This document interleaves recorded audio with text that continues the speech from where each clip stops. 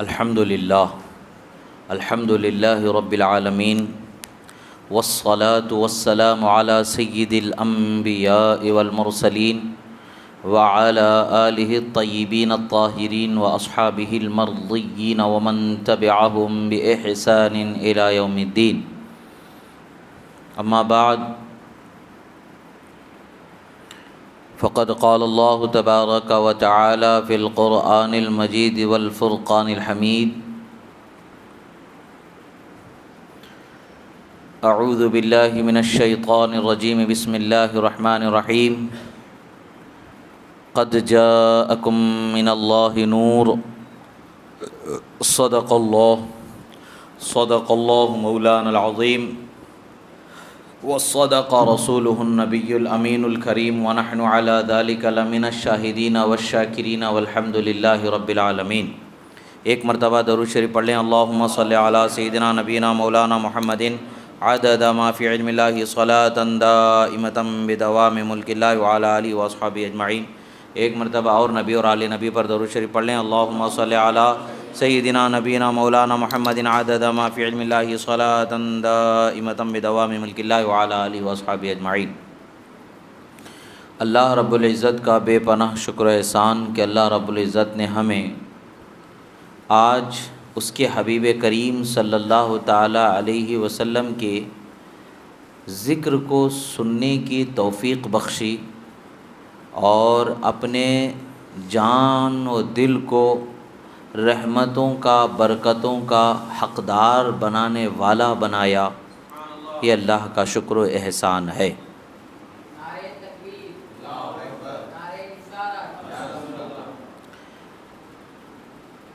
ہر آدمی اپنے اپنے طور پر زندگی گزارتا ہے اور انسان جب زندگی گزارتا ہے تو وہ یہ سوچ کر کے زندگی گزارتا ہے کہ میں اپنی زندگی کو کامیاب بناؤں.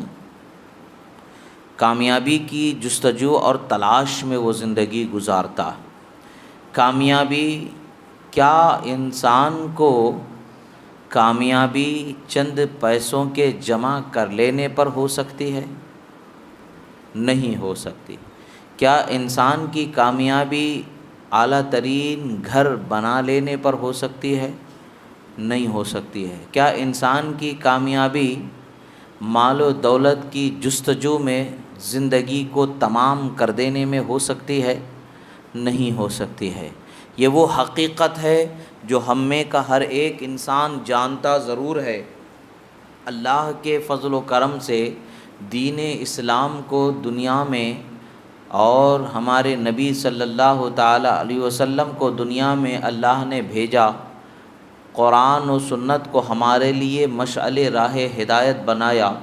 1400 سال کا عرصہ گزر گیا. ہر مسلمان یہ جانتا ضرور ہے جو لا الہ الا اللہ محمد الرسول اللہ کہنے والا ہے، وہ یہ ضرور جانتا ہے کہ دنیا کے پیچھے دوڑنے میں میری کامیابی نہیں ہے. آج میں مال کو جمع کر لوں تب بھی میری کامیابی نہیں ہے، مال کو جمع نہ کروں تب بھی میری کامیابی نہیں ہے. کامیابی کس چیز میں ہے ہر انسان جانتا ضرور ہے مگر عمل نہیں کر پاتا. انسان جانتا ہے کہ اللہ اور اس کے رسول کے ذکر میں اسے کامیابی رکھی گئی اور اللہ اور اس کے رسول کے حکم پر چلنے پر اسے کامیابی رکھی گئی. اللہ کی عبادت کرنے پر اسے کامیابی رکھی گئی ہے. رسول اللہ کی محبت کرنے پر، آپ کے آل و اصحاب کی محبت کرنے پر کامیابی بخشی گئی ہے. آج یہ سب ہم جاننے کے باوجود افسوس کی بات ہے کہ ہم صبح سے شام تک زندگی کو اپنی ضرورتوں کو پورا کرنے میں گزار دینا پسند کرتے ہیں، مگر کچھ وقت ہمیں جو مل جائے قسمت سے رسول اللہ کے ذکر کو سننے کے لیے تو ہم اس وقت کو اس ذکر میں گزارنا ہمیں گوارا نہیں ہو رہا ہے. دل تو چاہتا ہے کہ ذکر کو جائیں مگر ہمارا بدن ہمیں مجبور کر دیتا ہے. تھکن ہم پر غالب آ جاتی ہے، کبھی شیطانی وسوسہ ہم پر غالب آ جاتا ہے، کبھی کوئی اور ضرورت ہمیں مل جاتی ہے تو ان ضرورتوں کو پورا کرنے میں ہم وقت کو گزار دیتے ہیں. مگر ہم کل قیامت میں حشر میں کیا لے کر جائیں گے؟ اللہ رب العزت کی بارگاہ میں ہم کیا لے کر کے جائیں گے؟ آج ہمیں اس کی فکر نہیں رہی۔ آج ہم سوچتے ہیں، کہتے ہیں کہ ہمارے گھر میں برکت نہیں ہے، ہمارے کمائی میں برکت نہیں ہے، رحمت نہیں ہے۔ یہ ساری چیزیں ہم دور اپنے سے کر رہے ہیں۔ برکت کیسے ملے گی؟ رحمت سے ہی برکت ملنے والی ہے۔ رحمت سے ہم دور ہو کر کے برکت کو چاہیں گے تو کیسے ہمیں برکت مل سکتی ہے؟ اللہ تبارک و تعالیٰ نے ہمارے لیے رحمت جو بنایا ہے وہ اس کے رسول کی ذات کو بنایا۔ وَمَا أَرْسَلْنَاكَ إِلَّا رَحْمَةً لِّلْعَالَمِينَ، اے حبیب ہم نے آپ کو رحمت ہی رحمت بنا کر کے بھیجا، تمام عالم کے لیے رحمت بنا کر کے بھیجا، آپ کو کل سراپا رحمت ہی بنا کر کے ہم نے بھیجا ہے۔ تو ہم اس رحمت سے حصہ لیے بغیر ہم سوچتے ہیں کہ ہمیں رحمت مل جائے، یہ ممکن ہے؟ کبھی نہیں ہو سکتا۔ حضرت رسول اللہ صلی اللہ تعالیٰ علیہ وسلم کا ذکر تو یہ وہ ذکر ہے کہ جس کی ہم کوئی مثال ہی نہیں پیش کر سکتے۔ حدیث مبارکہ میں آتا ہے عند ذکر الصالحین تنزل الرحمہ، فرمایا گیا ہے اللہ کے نیک بندوں ولیوں کے ذکر پر اللہ کی رحمت کا نزول ہو جاتا ہے۔ جہاں اللہ کے ولی کا ذکر ہوتا ہے وہاں رحمت کا نزول ہوتا ہے۔ ولی کوئی ولی کیسے بنتا ہے؟ ولی کوئی ولی اس وقت تک نہیں بنتا جب تک کہ وہ رسول اللہ کی سنتوں پر عمل کرنے والا نہ ہو جائے، جب تک کہ وہ رسول اللہ کی محبت سے اپنے دل کو سنوار نہ لے، اس وقت تک کہ وہ ولی ہو نہیں سکتا۔ ولی جبھی ہوگا جب اس کے دل میں رسول اللہ کی محبت ہوگی، رسول اللہ کی چاہت ہوگی، شریعت مطہرہ پر پابندی کرنے والا ہوگا، اللہ اور اس کے رسول کے قانون پر چلنے والا ہوگا، تبھی وہ ولی ہوتا ہے۔ صرف کسی ولی کا ذکر کر لیں، مثال کے طور پر اگر ہم غوث پاک کا ذکر کر لیتے ہیں تو جتنی دیر ہم ان کا ذکر کرتے رہیں گے اتنی دیر رحمتوں کا نزول ہوتا رہے گا۔ ہم خواجہ غریب نواز کا ذکر کریں گے تو جتنی دیر ان کا ذکر کریں گے رحمتوں کا نزول ہوتا ہے۔ یہ سارے ولیوں کو ولایت ملی ہے تو باب العلم حضرت مولا علی شیر خدا کی قدموں کی برکت سے ملی ہے۔ جب ان کی قدموں کی برکت سے جنہیں ولایت ملی ہے وہ ہم غوث پاک کو، خواجہ پاک کا ذکر، ان کا ذکر کرتے ہیں تو رحمتوں کا نزول ہوتا ہے، تو حضرت مولا علی کے ذکر پر کیسے رحمتوں کا نزول نہیں ہوگا؟ اور پھر حضرت مولا علی کو یہ رحمت، یہ نعمت، یہ ولایت، یہ باب العلم کا مرتبہ کیسے ملا ہے؟ یہ رسول اللہ کے قدموں کی برکت سے ملا ہے۔ تو سب سے اصل منبع نزول رحمت و تجلیات کون سی ذات ہے؟ ذات مصطفیٰ صلی اللہ علیہ وسلم ہے۔ جب ہم ذات مصطفیٰ کا ذکر کریں گے تو رحمت کا نزول کیسے نہیں ہوگا؟ آج وہ لوگ جو رحمتوں کے پیچھے، برکتوں کے پیچھے زندگی گزار رہے ہیں، ہر جگہ اپنے لیے پریشانیوں کا رونا رو رہے ہیں، وہ اگر سچے دل سے رسول اللہ کی ذکر کی محفل میں جمع ہو جائیں، یقیناً خدا کی رحمت کا حصہ ایسا ملے گا کہ زندگی بھر پھر کبھی پریشانی میسر نہ آئے۔ اسی چیز کو تو اولیاء اللہ نے بتایا۔ امام ابن حیثمی نے فرمایا ہے کہ جہاں اللہ کے رسول کی میلاد کا ذکر کر دیا جاتا ہے، محفل میلاد ہو جاتی ہے، اس علاقے میں، اس محلے میں، اس گھر میں سال بھر تک کے برکت اور رحمت رہتے ہیں۔ جس بندے نے سن لیا ہے اس کو کتنی رحمت ملے گی؟ جس بندے نے بیٹھ کر کے اپنے وقت کو اس محفل میں گزارا ہے اسے کتنی رحمت ملے گی، اسے کتنی برکت ملے گی۔ لوگوں، یہ برکت رحمت نظر آنے والی نہیں ہے، ہمارے عام نگاہوں میں نظر نہیں آتی، مگر اگر ہماری نگاہوں کو خدا روشنی بخش دے اور ہم اپنی نگاہوں سے دیکھیں تو اسے چھوڑ کر کے اپنی زندگی کو ہم کچھ بھی نہ پائیں، اسی میں اپنی زندگی کو تمام کرنا ہم چاہیں۔ یہی وجہ ہے کہ اولیاء صالحین ذکر مصطفیٰ سے لمحہ بھر کو غافل نہیں ہوا کرتے تھے، اور اولیاء صالحین اور صحابہ اہل بیت ذکر مصطفیٰ سے لمحہ بھر کو غافل نہیں ہوا کرتے تھے۔ یہی وجہ ہے کہ ان کو خاص کسی دن میں ذکر کرنے کی ضرورت نہیں پڑتی تھی، اس لیے کہ ان کا کوئی دن ذکر مصطفیٰ سے خالی ہی نہیں ہوا کرتا تھا۔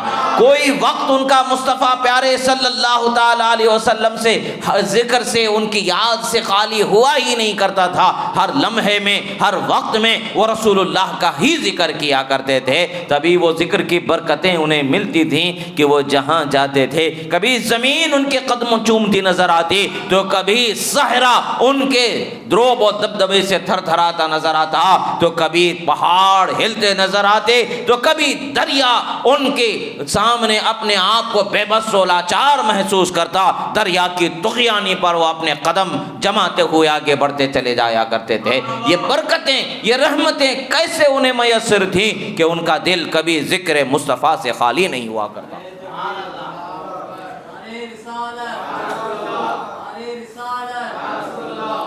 جب وہ لا الہ الا اللہ محمد الرسول اللہ کہہ دیتے تو ان کا دل اس کے ہر حرف پر اور اس سے نکلنے والی رحمتوں پر اور اس سے ملنے والی برکتوں پر اس قدر مسرور و شادماں ہوتا کہ ان کا رونگٹا جسم کا, روح کا ہر حصہ منور معطر ہو جایا کرتا تھا مصطفیٰ صلی اللہ تعالیٰ علیہ وسلم کی محبت سے. عزیزو, آج یہ ہماری کم نصیبی ہے کہ ہم وقت کو گھڑی دیکھ کر کے رسول اللہ کے ذکر کی محفل میں حاضر ہونے سے غفلت کرتے ہیں, مگر وہی گھڑی دیکھتے دیکھتے رات بھر فون میں وقت گزار دینا ہمارے لیے کوئی مشکل نہیں ہے. رات بھر اپنے دوستوں کے ساتھ بات چیت کرتے ہوئے یا کوئی کھیل میں مشغول ہو کر کے انٹرنیٹ, فیس بک, واٹس ایپ وغیرہ میں وقت کو گزار دینا ہمارے لیے کوئی مشکل نہیں ہے. وہ ہمیں نیند اور آرام کے لیے مانے نہیں ہے. افسوس کی بات ہے کہ ہم ایسی قوم بنتے جا رہے ہیں کہ ذکر مصطفیٰ سے ہم تھکتے چلے جا رہے ہیں معاذ اللہ. مگر حقیقت تو یہ ہے کہ جب بھی ذکر مصطفیٰ ہوا ہے روحوں کو تازگی ملتی چلی گئی ہے, تھکے ماندے لوگوں کو طاقت و ہمت و توانائی آ گئی ہے. معاملہ کیا تھا جب مسیلمہ کذاب کے ساتھ جنگ لڑی جا رہی تھی, جس نے جھوٹی نبوت کا دعویٰ کیا تھا, اس وقت پر جب اس سے جنگ لڑی جا رہے تھے وہ بھی نماز پڑھنے کا دعویٰ رکھتا تھا, وہ بھی اپنے علاقے میں اپنے فوج میں اذان دیا کرتا تھا. ادھر بھی اللہ اکبر کہا جا رہا ہے, ادھر بھی اللہ اکبر کہا جا رہا ہے. پہچانے تو کیسے پہچانے؟ صحابہ کرام رضوان اللہ علیہم اجمعین پریشان ہو کر کے حضرت امیر المومنین ابو بکر صدیق رضی اللہ تعالیٰ عنہ کی بارگاہ میں بھیجتے ہیں. کیا کیا جائے کہ جس سے ہم میں اور ان میں فرق سمجھ میں آ جائے؟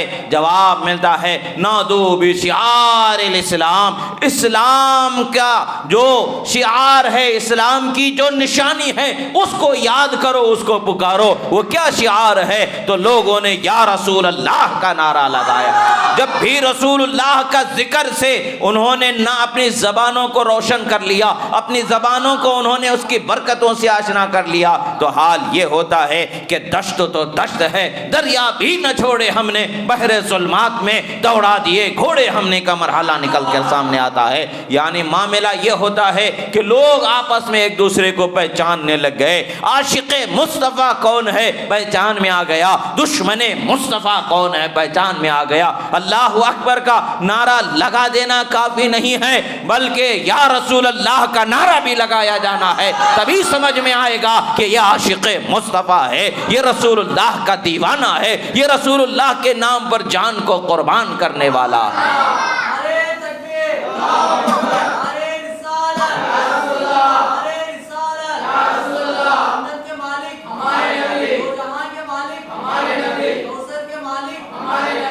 ہمارے آقا و مولا صلی اللہ تعالیٰ علیہ وسلم کی شان و عظمت کا بیان ہم اپنی اوقات ہی نہیں رکھتے کہ بیان کر سکیں. ہم دیکھیں کہ کس طریقے سے صحابہ نے رسول اللہ کی شان کو بیان کیا ہے.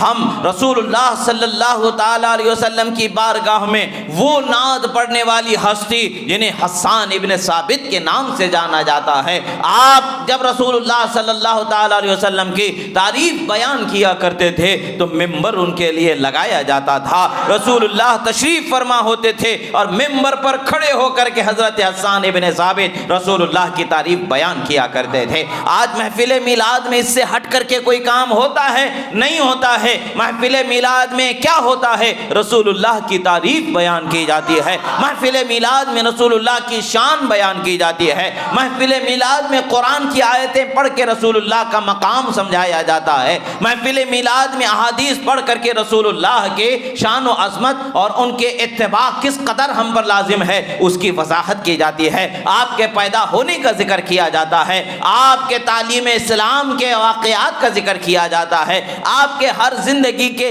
ہر پہلو پر بساط بھر اوقات بھر روشنی ڈالنے کی کوشش کی جاتی ہے۔ یہی وہ محافل ہوتی ہیں جنہیں محفل میلاد کے نام سے جانا جاتا ہے۔ آج 1400 سال بعد لوگ سوال کرتے ہیں کہ بھلا بتاؤ کہ سرکار کے زمانے میں ایسی محفل ہوا کرتی تھی یا نہیں ہوا کرتی تھی، رسول اللہ کے پیدا ہونے کا ذکر ہوا کرتا تھا یا نہیں ہوا کرتا تھا۔ تعجب ہوتا ہے ہمیں کہ وہ پڑھنے والے اپنے علم کے جو بڑے بڑے دعوے دار ہیں ان کا کیا حال ہے، جو بڑے بڑے دعوے رکھنے کے باوجود ان کی زندگی کا کیا حال ہے۔ وہ قرآن و سنت کے تعلیم دینے کا دعویٰ رکھتے ہیں، قرآن و سنت کے پڑھنے کا دعویٰ رکھتے ہیں، کہاں ان کی عقلیں چلی گئیں، کہاں ان کے علم چلا گیا، کہاں ان کا پڑھنا مطالعہ غائب ہو گیا، سمجھ میں نہیں آتا ہے۔ حضرت حسان ابن ثابت رضی اللہ تعالیٰ عنہ فرماتے ہیں وَأَحْسَنُ مِنْكَ لَمْ تَرَ قَطُّ عَيْنِي يَا رسول اللہ وَأَجْمَلُ مِنْكَ لَمْ تَلِدِ النِّسَاءُ يَا رسول اللہ خُلِقْتَ مُبَرَّأً مِنْ كُلِّ عَيْبٍ كَأَنَّكَ قَدْ خُلِقْتَ كَمَا تَشَاءُ يَا رسول اللہ۔ اے اللہ کے رسول، آپ سے زیادہ حسین و جمیل میری آنکھوں نے کسی کو دیکھا ہی نہیں ہے، اور یا رسول اللہ آپ سے زیادہ حسین و جمیل کسی ماں نے کسی بچے کو جنا ہی نہیں ہے۔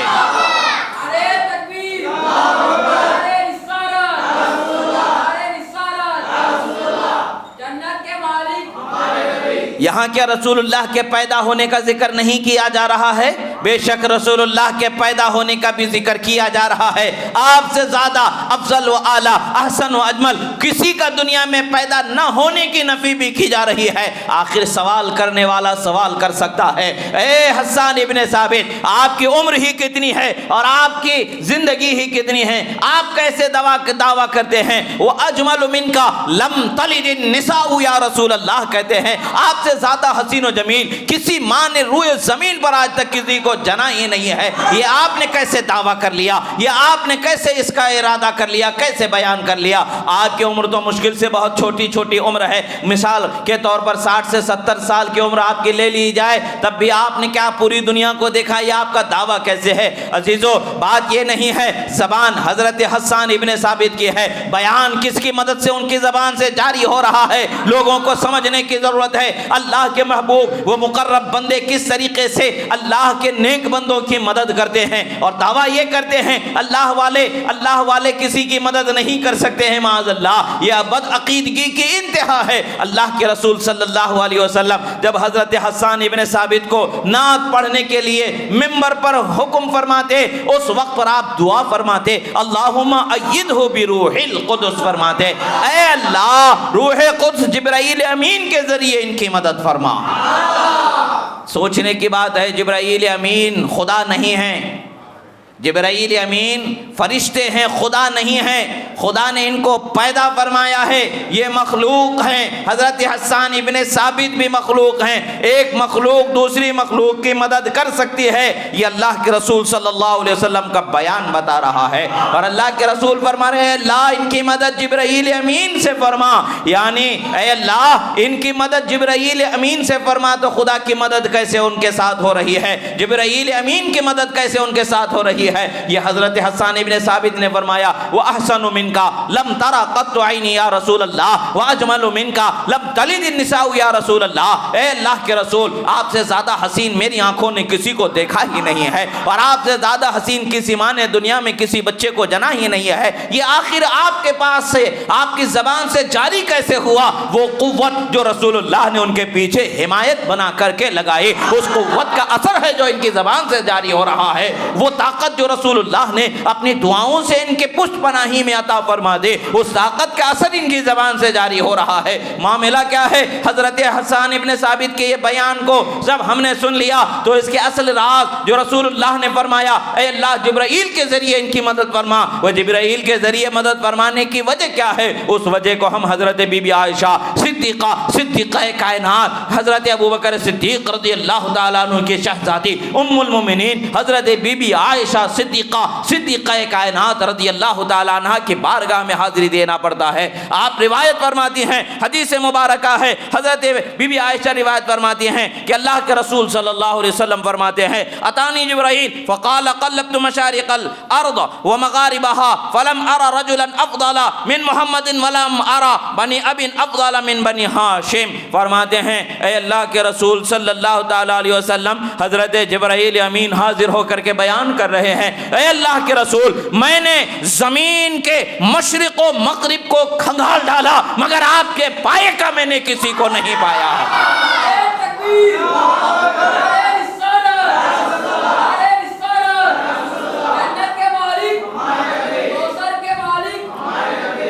یہی بولے سدرہ والے، چمنے جہاں کے تھالے سبھی میں نے چھان ڈالے، تیرے پائے کا نہ پایا، تجھے یک نے یک بنایا، تجھے یک نے یک بنایا۔ اللہ کے رسول صلی اللہ تعالیٰ علیہ وسلم کے شان و عظمت، حضرت جبرائیل امین وہ ہیں جنہوں نے کل پیغمبروں کو دیکھا، پورے پیغمبروں کو دیکھنے والے، پورے پیغمبروں کے پاس وحی لے کر کے جانے والے، خدا کا پیغام لے کر کے جانے والے، وہ بیان فرما رہے ہیں کہ میں نے مشرق و مغرب زمین کے تمام کناروں کو چھان ڈالا، آپ کے پائے کا میں نے کسی کو نہیں پایا یا رسول اللہ، آپ سے بہتر میں نے کسی کو نہیں پایا۔ تو یہی حضرت حسان ابن ثابت فرما رہے ہیں وَأَحْسَنُ مِنْكَ لَمْ تَرَ قَطُّ عَيْنِي، یعنی گویا کہ عشق و محبت کے دائرے میں دیکھ کر کے اور حمایت محمدی کے دائرے میں دیکھ کر کے ہم بیان کریں تو یہ بیان یوں ہوگا کہ جو حمایت جبرائیل امین کی مصطفیٰ نے میرے ساتھ فرما دی ہے، میں وہی حمایت سے کہہ رہا ہوں کہ جبرائیل نے آپ سے بہتر کسی کو دیکھا ہی نہیں ہے یا رسول اللہ، اور آپ سے بہتر کسی ماں نے کسی کو جنا ہی نہیں ہے یا رسول اللہ۔ یہ رسول اللہ صلی اللہ تعالیٰ علیہ وسلم کے شان بیان ہو رہی ہے۔ کون بیان کر رہا ہے؟ بیان کرنے والے صحابی ہیں۔ سن کون رہا ہے؟ صحابہ ہے، خود رسول اللہ صلی اللہ علیہ وسلم۔ یہ شان بیان ہو رہی ہے۔ اور آج سوال ہوتا ہے کہ بھئی بیان کرنا، میلاد کی محفل سجانا یہ بدعت ہے، حرام ہے۔ ارے بدعت ہے، حرام ہے تو آپ اپنے گھر کی خبر لو، کتنی بدعتوں میں گھرے ہوئے ہو، کتنے ایسے کریہ چیزوں میں گھرے ہوئے ہو، ڈھونڈ ڈھونڈ کر کے لاؤ گے، ایک ایک کر کے جانچنے لگو گے تو اپنے آپ پر گناہوں کا ایسا بوجھ پاؤ گے کہ نکل نہ سکو گے۔ جب اپنی بات آتی ہے، اپنے گھر کا کوئی کام ہوتا ہے، یعنی اپنے مکتب فکر کا کوئی کام ہوتا ہے تو وہاں بدعت یاد نہیں آتی ہے۔ جہاں رسول اللہ کے نام کی بات آتی ہے وہاں بدعت یاد آ جاتی ہے، جہاں رسول اللہ کی شان کی بات آتی ہے وہاں بدعت یاد آ جاتی ہے، جہاں رسول اللہ کی عظمت کے بیان کی بات آتی ہے وہاں بدعت یاد آ جاتی ہے۔ مطلب کیا ہے؟ مطلب صاف سمجھ میں آ رہا ہے، تم عشق مصطفیٰ کو پڑھنے سے روکنا چاہتے ہو، کائنات عشق مصطفیٰ میں ڈوبتی چلی جا رہی ہے۔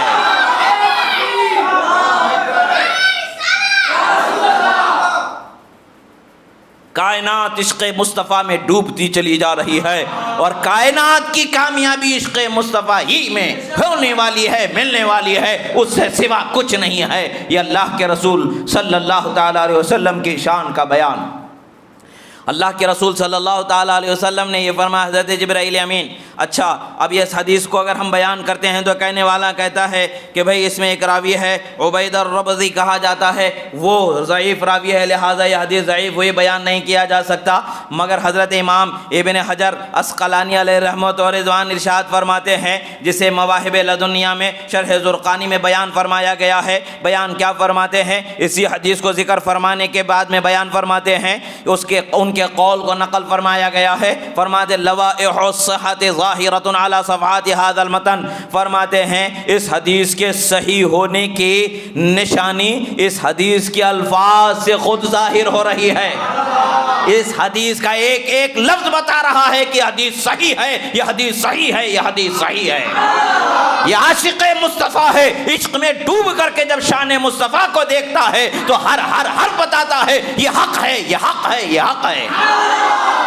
عاشق مصطفیٰ کو دیکھنا ہے، عاشق مصطفیٰ کی شان کو سمجھنا ہے تو اللہ کے رسول صلی اللہ علیہ وسلم کے عشق میں ڈوبنے کی ضرورت ہوتی ہے۔ اگر تمہیں عشق مصطفیٰ کا کچھ ذائقہ نہیں ملا ہے تو کیا فائدے کی زندگی ہے، خاک ہو جاؤ، فرق نہیں پڑنے والا ہے۔ اگر عشق مصطفیٰ لے کر کے ذرہ بھی بنا دیا جاؤ تو اوج ثریا پر چمکنے والا ستارہ بنا دیے جاؤ گے۔ رسول اللہ کی شان و محبت میں اپنے آپ کو اس قدر ڈبو دو کہ دنیا تمہیں دیوانہ محمد کا کہنے لگے، جس جگہ سے جائے مستانہ محمد کا کہنے لگے، اور یہی حال دنیا میں رہے گا، حشر میں بھی یہی حال رہے گا۔ چھوڑ دو، آنے دو، دیوانہ محمد کا گزر رہا ہے۔ اللہ کے رسول صلی اللہ تعالیٰ علیہ وسلم کی شان کو اللہ تبارک و تعالیٰ نے بے پناہ بلند و بالا بنایا ہے، اور افسوس کی بات ہے کہ آج دین کا نام لے کر کے صاحب شریعت کے بیان سے روکا جا رہا ہے۔ شریعت کا نام لے کر کے صاحب شریعت، جن کی شریعت ہے، ان کے بیان سے روکا جا رہا ہے۔ تعجب تو اس بات پر ہے کہ عقل کہاں چلی گئی۔ تم دین کیسے جانو گے؟ یہ دین مصطفیٰ ہے کیسے سمجھو گے جب تک کہ مصطفیٰ کی شان کو ہی نہ جانو گے؟ کیسے سمجھو گے؟ صاحب شریعت کے بیان سے روکتے ہو اور شریعت پر لوگوں کو بلانے کا دعویٰ رکھتے ہو۔ یہ کہاں کی عقل مندی ہے؟ عقل مندی تو یہ ہے کہ صاحب شریعت کو بھی بتاؤ، صاحب شریعت کی شان کو بھی پہچان کراؤ، اس کے بعد ان کے پیغام پر لوگوں کو چلنے کی دعوت دینے والے ہو جاؤ۔ کیا معلوم نہیں ہے کہ اللہ کے رسول صلی اللہ تعالیٰ علیہ وسلم تو نبی اس وقت سے ہیں جیسا کہ گزشتہ شب میں ہم نے کہا کہ حضرت آدم کی ابھی مکمل تخلیق نہیں ہوئی، اس وقت سے نبی بنائے گئے۔ نبی تو اس وقت سے ہیں، مگر 40 سال کی زندگی مکہ مکرمہ میں لوگوں نے رسول اللہ صلی اللہ علیہ وسلم کی دیکھی۔ 40 سال کی زندگی گزرنے کے بعد اعلان نبوت فرما رہے ہیں، پیغام خداوندی کو سنا رہے ہیں۔ معاملہ کیا ہے؟ 40 سال تک لوگوں کے سامنے رکھنے کی کیا ضرورت ہے؟ جبکہ حضرت عیسیٰ علیہ السلام بھی نبی بنا کر کے بھیجے گئے۔ ماں کی گود سے انہوں نے قال انی عبد اللہ آتانی الکتاب وجعلنی نبیہ کا بیان فرما رہے ہیں۔ میں اللہ کا بندہ ہوں، اللہ نے مجھ پر کتاب نازل فرمائی ہے اور اللہ نے مجھے اس کا نبی بنایا ہے۔ نبی تو پیدا ہوتے ہی نبی ہونے کا بیان کر رہے ہیں، مگر یہاں کیا بات ہے کہ مصطفیٰ کو 40 سال تک کے ان کے سامنے رکھا جا رہا ہے، گویا کہ بتایا جا رہا ہے مصطفیٰ کو پہچان لو، مصطفیٰ کو جان لو، ان کی عظمت کو آنکھوں سے دیکھ لو، پھر تمہیں ان کی شریعت پر پیغام سنایا جائے گا، بتایا جائے گا، چلنے کا موقع آ جائے گا۔ اور آج ہمیں اسی چیز سے روکا جا رہا ہے جو سنت خدا ہے۔ پہلے مصطفیٰ کی شان سمجھ میں آ جائے، پہلے مصطفیٰ کا مقام سمجھ میں آ جائے، پہلے مصطفیٰ کی عظمت و مرتبے کو سمجھ لیا جائے، تبھی نہ ان کے بیان کو سمجھا جائے۔ مصطفیٰ پیارے صلی اللہ علیہ وسلم کی ذات کا علم ہی نہیں ہے بندے کو، اور آپ کی شان کو سمجھتا ہی نہیں ہے، تو آپ کی شریعت پر چلنے کی وہ کس قدر پابندی کر پائے گا؟ اسے پتہ تو چلے کہ جب ڈگمگاتے قدم گنہگار بندوں کے پل صراط پر ہوں گے تو ربی سلم کہنے والی صدائے غمزدہ کون سنانے والا ہے؟ کس کی آواز ہمارے کانوں میں گونجے گی؟ اے اللہ میری امتی پر رحم فرما، اے اللہ میری امتی پر رحم فرما، سلامتی سے گزار دے، سلامتی سے گزار دے۔ کون ہے یہ پکارنے والا؟ ہاں وہی آخری نبی محمد عربی صلی اللہ علیہ وسلم کا بیان ہونے والا۔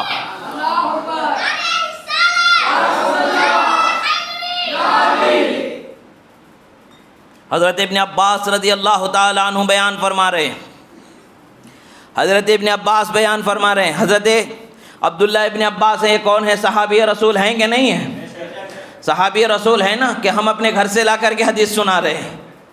ایسا نہیں ہے کہ باپ دادا کا کوئی بولی اٹھا کر کے لے کر آئے سنا دیے، نہیں، یہ دین ہے اللہ کی اور اس کے رسول صلی اللہ تعالیٰ علیہ وسلم کی شان کو جب بیان کرنا ہوتا ہے تو قرآن و سنت ہی سے بیان کیا جاتا ہے۔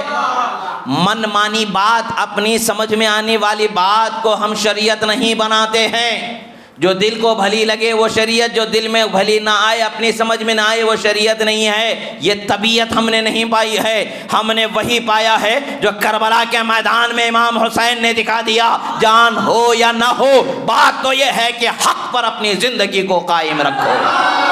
ہم نے کربلا کے میدان سے، بدر کے میدان سے، احد کے میدان سے لے کر کے کربلا سے لے کر کے آج تک کے اور قیامت کے میدان تک کے یہی سیکھا ہے، اور سیکھتے رہیں گے اور سکھاتے رہیں گے کہ حق پر قائم ہونا، حق پر چلنا ہی حقانیت کی دلیل ہوتی ہے، اور سچائی کی دلیل ہوتی ہے، کامیابی کی دلیل ہوتی ہے۔ حضرت ابن عباس فرماتے ہیں لما خلق اللہ آدم اہبطنی فی صلبہ الی الارض، اللہ تعالیٰ نے جب حضرت آدم علیہ السلام کو پیدا فرمایا تو ان کے صلب میں اللہ تبارک و تعالیٰ نے مجھے پوشیدہ فرمایا اور دنیا میں آنے کا موقع نصیب فرمایا۔ حضرت آدم علیہ السلام کو جنت سے دنیا میں جب اتارا گیا تو ان کی صلب میں مجھے رکھا گیا۔ رسول اللہ، ہم تو رسول اللہ صلی اللہ تعالیٰ علیہ وسلم کے میلاد کا یعنی پیدا ہونے کا ذکر کر رہے ہیں، تو رسول اللہ کب سے ذکر فرما رہے ہیں؟ آپ کے نور کی حالتوں کا ذکر فرما رہے ہیں، آپ کے جسم مبارک کے ساتھ دنیا میں آنے کی بات ہم کر رہے ہیں، تو رسول اللہ اپنے نور کے پیدا کیے جانے کا ذکر فرما رہے ہیں۔ پتہ کیا چلتا ہے؟ ہم جتنا بھی بیان کر رہے ہیں، بیان کا حق ادا نہیں ہو پا رہا ہے، حق تو مصطفیٰ نے خود اپنی شان کو بیان فرما کر کے ادا فرمایا۔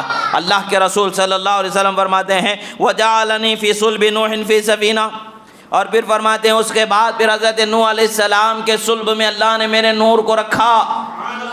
جو حضرت نوح علیہ السلام کی کشتی ہے، وہ کشتی کو کوئی آنچ نہ آئی، حقیقت میں نور مصطفیٰ کی برکتیں انہیں میسر آ گئی۔ اور پھر فرماتے ہیں وَقَذَفَ بِي فِي النَّارِ فِي صُلْبِ إِبْرَاهِيمَ، اللہ کے رسول صلی اللہ علیہ وسلم شان بتاتے چلے جا رہے ہیں، لوگوں اللہ نے مجھے کیسی کیسی شان بخشی ہے، دیکھو تو ذرا کہ خدا نے مجھے کیسی شانیں عطا فرمائی ہیں۔ وہ شان کیا شان ہے؟ حضرت نوح علیہ السلام کی کشتی میں سلامتی ہے، حضرت نوح علیہ السلام کی کشتی سلامتی سے نکل گئی، حضرت نوح علیہ السلام کے صلب میں اللہ نے میرے نور کو پوشیدہ فرمایا۔ اور پھر آگے فرماتے ہیں اللہ تبارک و تعالیٰ نے حضرت ابراہیم علیہ السلام کے لیے جب آگ کو لوگوں نے دہکا کر کے آپ کو جلانا چاہا تو آگ کو حکم فرمایا یا نار کونی بردام، یا نار کونی بردام وسلام علی ابراہیم، فرمایا کہ اے آگ ابراہیم پر ٹھنڈی ہو کر کے سلامتی والی ہو جا۔ اللہ نے یہ بیان فرمایا، مصطفیٰ پیارے اس بیان کی حقیقت کا یوں اظہار فرما رہے ہیں۔ سنو، جب ابراہیم علیہ السلام کو آگ میں ڈالا جا رہا تھا اس وقت بھی اللہ تعالیٰ نے مجھے ان کے صلب میں پوشیدہ فرمایا تھا۔ گویا کہ بتایا جا رہا ہے مصطفیٰ پیارے کا نور جہاں جہاں ہے سلامتی خدا وہاں عطا فرما رہا ہے۔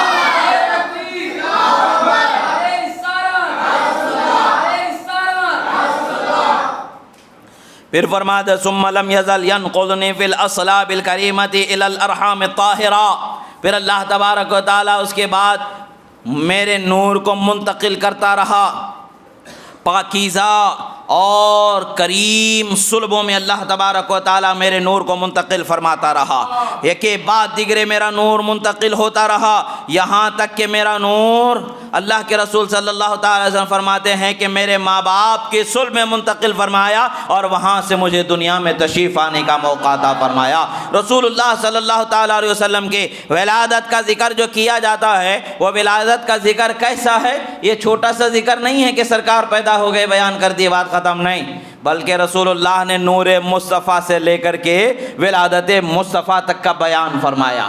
اللہ کے رسول صلی اللہ علیہ وسلم نے نور مصطفیٰ سے لے کر کے ولادت مصطفیٰ تک کا بیان فرمایا ہے، تو ہم وہی بیان کرتے ہیں، اپنا کوئی بیان نہیں ہوتا۔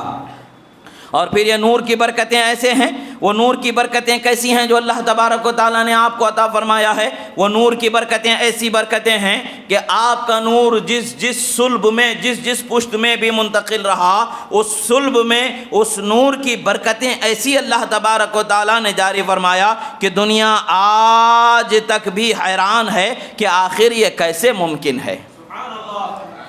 جب ابرہہ ایک بادشاہ گزرا جس نے کعبۃ اللہ کو توڑ دینے کا ارادہ کیا، کعبۃ اللہ کو توڑ کر کے زمین بوس کر دینے کا ارادہ کیا، بہت بڑا لشکر لے کر کے، بڑے بڑے ہاتھیوں کا لشکر لے کر کے کعبۃ اللہ پر چڑھائی کرنے کے لیے توڑنے کے ارادے سے معاذ اللہ وہ مکہ مکرمہ پر چڑھائی کر دیا۔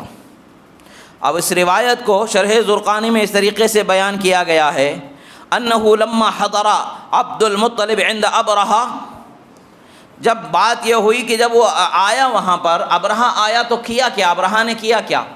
تمام کھیتوں کو برباد کر دیا، تمام اس علاقے کی فصلوں کو برباد کر دیا۔ جب کوئی راجا دوسرے ریاست پر حملہ کرتا ہے تو ایسے ہی قتل و غارت کرتا ہوا آگے بڑھتا ہے، مگر اسلام یہ نہیں سکھاتا۔ اسلام امن و سلامتی سکھاتا ہے۔ اسلام کا کوئی لشکر کسی بھی قوم پر جب بھی حملہ کیا ہے تو فصلوں کو برباد کیا، ایسی تاریخ کبھی نہیں ملتی، ایسی تاریخ نہیں ملتی ہے۔ ہاں، اس کا تعلق اسلام سے نہیں تھا، مگر مکہ مکرمہ میں کعبۃ اللہ شریف کی عظمت کو دیکھ کر کے برداشت نہیں کر سکتا تھا۔ یہ رہنے والا تو یمن کا تھا، اس کو جب پتہ چلا تو اس نے ایک اپنے علاقے میں کعبہ بنایا جھوٹا، اور لوگوں کو کہا کہ اس کا طواف کرو۔ بھلا کوئی اس کے بنانے سے طواف تھوڑی کرتا ہے، کعبۃ اللہ کا طواف اس لیے کرتا ہے کہ اللہ کے پیغمبر حضرت ابراہیم علیہ السلام نے بنایا ہے، اور یہ شریعتوں میں ہم سے، ہمارے نبی صلی اللہ تعالیٰ علیہ وسلم سے پہلے جو نبی آئے ان کی شریعتوں میں بھی یہ چیز رہی، کعبۃ اللہ کا طواف کرنا وغیرہ۔ اگرچہ بعد میں لوگوں نے جہالت کی وجہ سے بہت ساری چیزوں میں اپنی منمانی شروع کر دی، جو دل میں آیا وہ کرنا شروع کر دیا، گناہوں کی رواج ڈال لیا، بتوں کو وہاں پر نصب کر دیا، مگر ان سب چیزوں کے کرنے سے کعبۃ اللہ کی عظمت میں کیا فرق آنے والا ہے؟ کعبۃ اللہ تو ان تمام چیزوں سے پاک تھا، عظمت والا تھا، اور عظمت والا ہی ہے اور عظمت والا رہے گا۔ کعبۃ اللہ کی شان تو بہت بڑا ہے، بہت بڑی شان ہے، وہ بڑی عظمت والا ہے، اللہ کا گھر ہے، بڑی عظمت والا ہے۔ حضرت اس وقت پر جب ابرہہ آیا، جب لوگوں کو اس نے دیکھا کہ بھئی لوگ اس کے بنائے ہوئے گھر کی طرف کوئی آ ہی نہیں رہا ہے، تو اس کو بڑا غصہ آیا، بولا کہ چلو میں اسی گھر کو توڑ دیتا ہوں جس کی طرف تمام قومیں چلی جاتی ہیں۔ ارادہ بنایا، لشکر لے کر کے آیا اور تمام کھیتوں کو برباد کر دیا، فصلوں کو برباد کر دیا، علاقے کے جتنے بھی وہ چرنے والے اونٹ وغیرہ جانور تھے سب کو ضبط کر لیا، چھین لیا۔ اس میں حضرت عبد المطلب جو رسول اللہ صلی اللہ علیہ وسلم کے دادا جان ہیں، ان کے اونٹ بھی اس نے ضبط کر لیے، چھین لیے، لے جا کر کے رکھ لیے، چرائی کے لیے بھیجے گئے تھے باہر شہر کے، تو اٹھا لیا، کھینچ لیا، لا کر کے رکھ لیا۔ اب وہ دیکھ رہا ہے، حضرت عبد المطلب سے لوگ پریشان ہو کر کے کہے کہ بھئی معاملہ کیا ہے، کیا ہوگا، کیا کرنا چاہیے؟ حضرت عبد المطلب فرماتے پریشان ہونے کی کیا ضرورت ہے، یہ اللہ کا گھر ہے، اللہ اس کی حفاظت کرنے والا ہے، اللہ حفاظت فرمائے گا، ہماری کیا اوقات ہے، ہماری کیا طاقت ہے کہ ہم اس کی حفاظت کریں۔ بہرحال جب حضرت عبد المطلب کو پتہ چلا کہ ان کے اونٹ بھی ابرہہ نے کھینچ لیے ہیں، جبراً لے لیے ہیں، تو آپ اس کے پاس جاتے۔ کس لیے جاتے؟ سب کو پتہ تھا کہ بھئی یہ کعبۃ اللہ کے متولی ہیں، قریش کے بڑے سرداروں میں ایک سردار ہیں۔ ابھی حضرت رسول اللہ صلی اللہ تعالیٰ علیہ وسلم کا نور ان کے صلب مبارک میں چمک رہا ہے، ابھی نور مصطفیٰ ان کی صلب میں ہے، آگے منتقل نہیں ہوا ہے۔ اب منتقل نہیں ہوا ہے تو صلب میں جو نور ہے وہ نور کی برکت کیا ہوتی ہے، وہ نور کی کیسی عظمت ہوتی ہے کہ جب حضرت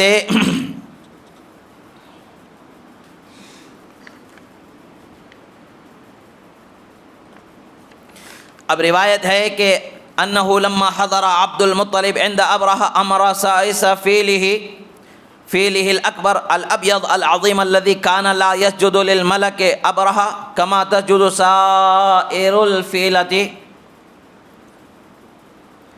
ان يحضره بين يديه فلما نظر الفيل الى وجه عبد المطلب برك كما يبرك البعير وخر ساجدا۔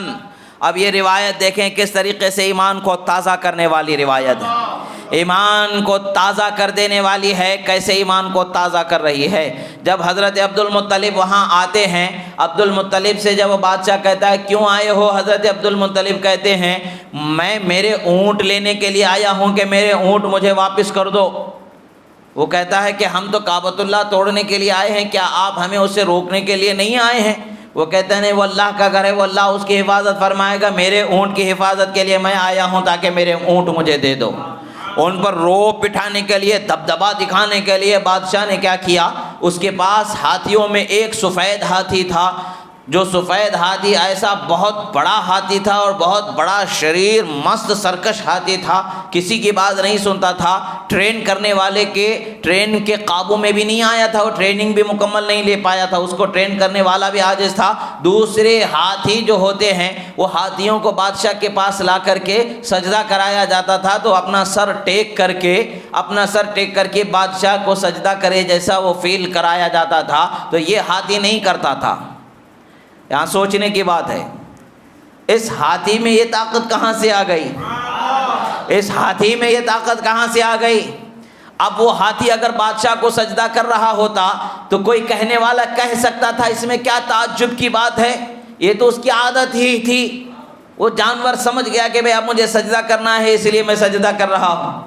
معاملہ کیا ہوا، جب بادشاہ نے اپنے ہاتھی کے پالن ہار اور پالن پوسا کرنے والے، اس کو سدھارنے والے، اس کو سکھانے والے، جو اس کا ٹرینر ہے، اس کو کہا کہ جاؤ وہ سفید ہاتھی لے کر کے آ جاؤ۔ وہ سفید ہاتھی لے کر کے جب آیا گیا تو سفید ہاتھی کو وہ حالت یہ تھی اس کی کہ وہ بادشاہ ہی کو سجدہ نہیں کرتا تھا، وہ بادشاہ ہی کو سجدہ نہیں کرتا تھا، مگر سائس نے اس کو یہ بھی نہیں کہا، ٹرینر نے اس کو یہ نہیں کہا کہ سجدہ کر، اشارہ نہیں کیا، کچھ نہیں کیا۔ جیسے ہی اس نے حضرت عبد المطلب کے چہرے کو دیکھا تو اپنے پیروں کو زمین پر کھرچنے لگا، جس طریقے سے اونٹ بیٹھنے سے پہلے زمین کی طرف پیر ہلاتا ہے اسی طریقے سے پیر ہلاتا ہے، اور زمین پر اپنے سر کے بل بیٹھ گیا۔ وَخَرَّ سَاجِدًا کا یعنی سجدہ کرنے والا، یعنی تعظیم بجا لانے کا۔ جس انداز کو جانور کے سجدے سے تعبیر کیا جاتا تھا اسی انداز میں وہ اونٹ آ گیا، اور اللہ تبارک و تعالی نے اس کو زبان عطا فرمائی اور اس نے کہا السلام علی النور الذی فی ظہرک یا عبد المطلب، فرماتے ہیں اے عبد المطلب سلام ہو اس نور پر جو تمہاری پشت میں اللہ نے رکھا ہے۔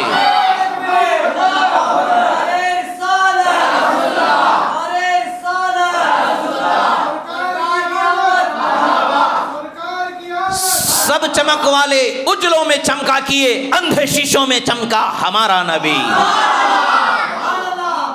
اللہ کے رسول صلی اللہ تعالی علیہ وسلم کے نور کو دیکھا اور تعظیم بجا لائی اور سلام پیش کیا اور کہا کہ اے عبد المطلب یہ تعظیم جو ہو رہی ہے وہ نور مصطفیٰ کی ہے جو تمہارے پشت میں خدا نے جلوہ فرمایا۔ کوئی کہنے والا کہہ سکتا تھا کہ بھئی یہ کیا نئی تعجب کی بات ہے، یہ عام طریقے کے تحت عادت کے مطابق اس نے آ کر کے اس اپنے تعظیم کی عادت کو ادا کر دیا ہوگا۔ نہیں، اللہ نے مصطفیٰ پیارے کی شان و تعظیم جس سے ظاہر کرانا مقصود بنایا، جس سے ظاہر کرانا منظور تھا، اس کو بھی ایسی شان والا بنایا کہ دنیا والوں کے آگے جھک ہی نہیں سکتا ہے۔ گویا کہ وہ اپنی زبان سے یہ کہہ رہا ہے کروں مدح اہل دول رضا، پڑے اس بلا میں میری بلا، میرا دین پارے نہ نہیں، کہ کہا جاتا ہے میں گدا ہوں اپنے کریم کا، میرا دین پارے نہ نہیں۔ یہ گویا کہ اس ہاتھی کا عمل بتا رہا ہے۔ ایک دنیا دار کی میں کیا تعریف کروں گا، ایک دنیا دار کی میں کیا تعظیم کروں گا، میں اس کے ٹکڑوں پر پلنے والا نہیں ہوں، میں تو غلام ہوں مصطفیٰ پیارے صلی اللہ علیہ وسلم کا۔ یہ بتایا جا رہا ہے، وہ عمل سے ہمیں سیکھنے کو مل رہا ہے۔ عزیزان محترم، رسول اللہ صلی اللہ تعالی علیہ وسلم کی شان ہم اور آپ کیا سمجھ سکتے ہیں؟ جانور بھی ہمیں بتا رہے ہیں کہ کس شان والا نبی اللہ نے بھیجا ہے۔ اللہ کے رسول صلی اللہ تعالی علیہ وسلم کا نور جس صلب میں رہا وہ صلب معظم بنا دی جاتی، وہ صلب افضل و اعلیٰ بنا دی جاتی، وہ صلب سب سے بہتر بنا دی جاتی، وہ پشت سب سے اعلیٰ بنا دی جاتی، تو حال یہ ہوتا کہ مخلوق بھی اسے پہچاننے والی ہوتی، اور مخلوق پہچان رہی ہے اور بتا رہی ہے۔ یہ منظر ہمیں کیا بتاتا ہے عزیزو؟ ہم جتنا جانیں گے رسول اللہ کی شان کو اتنی ہماری سمجھ میں پختگی پیدا ہوگی اور ہماری محبت میں پختگی پیدا ہوگی، ہم رسول اللہ کے قریب ہو جائیں گے۔ ہم جتنا رسول اللہ کے قریب ہو جائیں گے اتنا کسی اور کے قریب نہیں ہو سکتے۔ جب رسول اللہ کے قریب ہو جائیں گے تو ہم رسول اللہ کے قرب کی برکت سے خدا کی رضا کو پالیں گے۔ یہی مقصد ہونا چاہیے کہ رضائے مصطفیٰ ہمیں میسر آ جائے۔ اللہ کے رسول صلی اللہ علیہ وسلم نے فرمایا احب اللہ لما یغزوکم من نعمت واحبونی لحب اللہ واحبوا اہل بیتی لحبی، فرمایا اللہ سے محبت کرو، اللہ نے تمہیں نعمتیں بخشی ہے، اللہ کی رضا کے لیے مجھ سے محبت کرو۔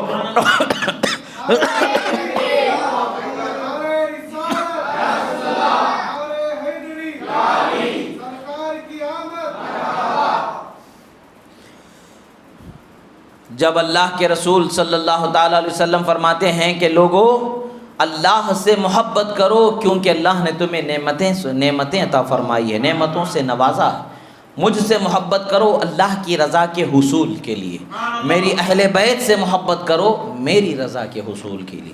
اللہ کے رسول صلی اللہ تعالیٰ علیہ وسلم کی رضا کو ہمیں پانا ہے، آپ کی رضا ہمیں ملے گی تبھی ہمیں کامیابی مل سکتی ہے، آپ کی محبت ہمیں ملے گی تبھی ہمیں کامیابی مل سکتی ہے۔ نبی کے ذکر کے لیے کوئی دلیل کی ضرورت نہیں ہے، بغیر دلیل کے رسول اللہ کا ذکر کیا جائے گا، بغیر دلیل کے ان کا ذکر کرنا ہے۔ ہم یہی کہیں گے جس طریقے سے خدا کے وجود کے لیے کسی دلیل کی ضرورت نہیں ہے، خدا کو ایک ماننے کے لیے کوئی دلیل کی ضرورت نہیں ہے، ہم خدا کو ایک مانتے ہیں، ہمیں خدا کے ایک ماننے کے لیے دلیل کی ضرورت نہیں ہے۔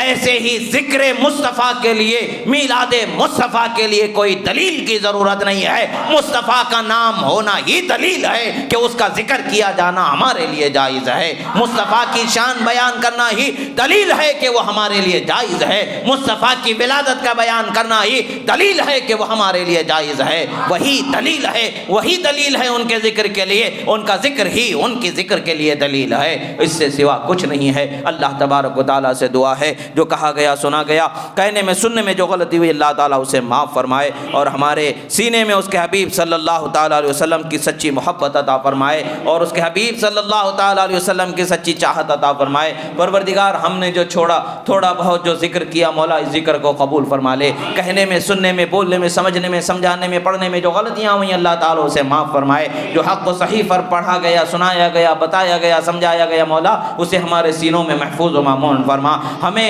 صحیح عقیدے پر قائم فرما اور قیامت تک کہ ہمارے آنے والی نسلوں کو بد عقیدگی کفر شرک ضلالت گمراہی سے محفوظ فرما، ایمان پر سلامت و قائم فرما اور ایمان پر سلامتی کا خاتمہ عطا فرما، دنیا سے جب جانا ہو ایمان پر جانا نصیب فرما، تیرے حبیب صلی اللہ علیہ وسلم کے صدقے میں مولا ہماری ہر حاجت کو پوری فرما، ہر پریشانی کو دور فرما، ہر مصیبت کو دور فرما، ہر خیر کو ہمارے لیے مہیا فرما۔ اقول قولی ھذا استغفر اللہ لی ولکم ولسائر المؤمنین۔ الفاتحہ۔